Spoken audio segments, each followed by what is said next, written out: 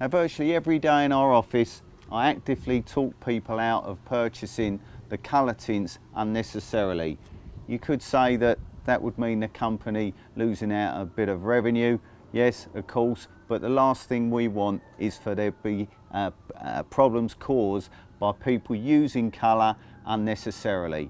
Yes, there is a place for them, but certainly they're called tints for a reason. They're designed at best just to freshen up the surface, not do anything too dramatic. Now, if we look at this driveway that's been pretty well maintained, but at some point a little bit of colour has been added to the sealer, and that's led to this little bit of pitting on the surface here.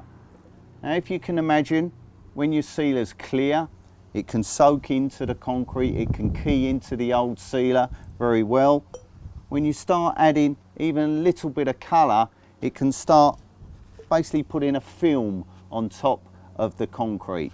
Now, often in a best case scenario, where tyres run across the surface with some small stones and aggregate in the tyres, it can start to scratch.